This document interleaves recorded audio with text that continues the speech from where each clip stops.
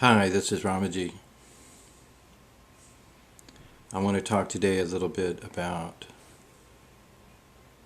self-inquiry meditation, and I want to explain it in relationship to the I feeling.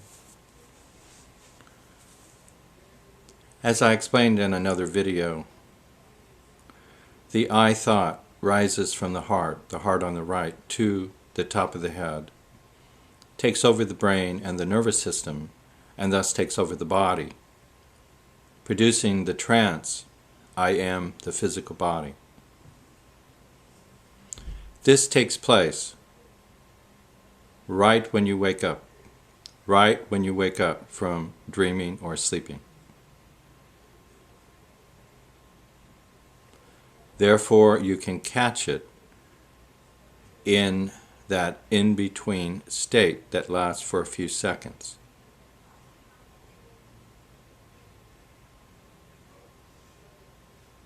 So the more you can be spacious, self-luminous awareness, which was present during dream and sleep, at the moment that you wake up, the very moment, the instant, then you have a good chance of actually seeing for yourself how the I thought rises up and interferes your natural and spontaneous meditation of being yourself, being the self-luminous, spacious awareness that you already are and that you were in dreaming and deep sleep. That's why when you're in the waking state, you think, I am the body. That's because who you are got interrupted. It's still here, but it's submerged, covered up, confined by the imposition of the I thought, of the I am the body thought. But today I want to talk specifically about the nature of this I feeling. I used to be confused about what meditation is, and what enlightenment is, and what the nature of the spiritual I or the self is. And here's the truth as I understand it. The true self, the spiritual self, the self, who we really are, what we really are, the universal self, which is unbounded and unlimited, is not different from this I feeling that you have right now. While you're listening to me, and while you're having any other conscious experience, any waking experience, there is also the experience of the feeling of I. And that feeling of I is 100% correct. It's absolutely the bullseye. It's absolutely on target. Have no doubt of that. But then it's that I feeling, that pure I feeling, with something added. And what has been added is the I thought, which is very precisely the I am the physical body idea. That's what it is. And that's what the mind is. So here you have this pure, radiant I feeling, which you may have experienced as a child more than you do now, or you may have experienced it in meditation or in enlightenment experiences, or perhaps even on drugs. There's many possibilities. During sex, the light of the self breaks through. But it's difficult to stabilize in it. And one of the reasons people find it difficult to stabilize in their true I is they don't understand what it is. And they don't understand what they're up against. They don't understand what happened to them. How did they lose it? How did they lose their true I? Well, the irony of it is that people lose their true I every day. and they regain it every day.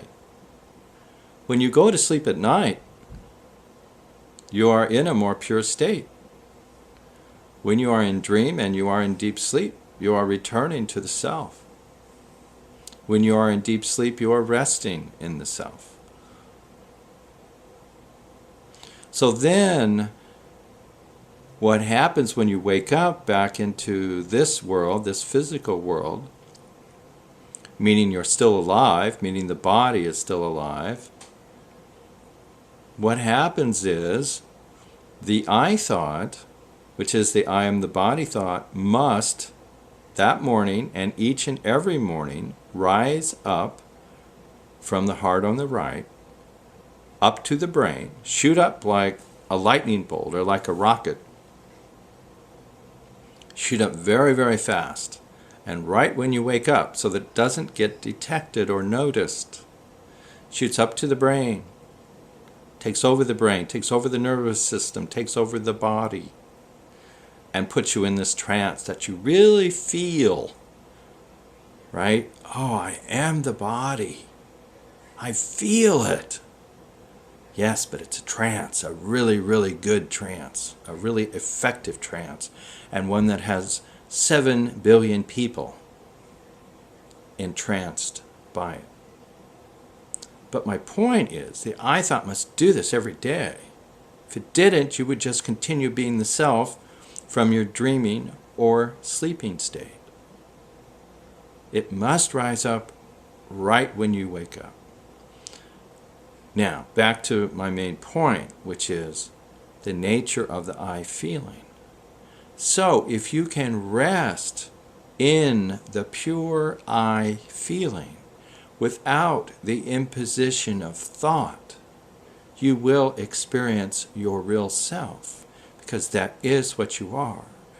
And this I feeling that seems like a small note surrounded by the noise of the world and of the body and of the mind, just a small sweet sound, is in fact everything. So as thoughts, which are really based upon the one thought, the core thought, the key thought, the central thought, which is the I am the body thought, which is the I thought. That's the key to it all. That's the root of the mind. So as these thoughts through meditation and grace diminish, the light of the self expands, it grows, it glows. And of course you become encouraged by this. And the reason that we pursue the self, the reason that we meditate upon the self, the reason that we inquire into the self is because it is happiness. It is the source of happiness, and it literally is happiness. So whenever we have something that brings us happiness and joy in this life, the source of that happiness and joy is the self. Specifically, this pure I feeling. This pure I feeling in its fullness, without restrictions, conditioning, or confinement, without being contracted by the imposition of the I thought, which is the belief, I am the body, which is a hypnotic trance. No other way to put it. Hypnotic trance. When that trance is broken, and the I feeling is liberated and allowed to be unbounded and set free, that is enlightenment.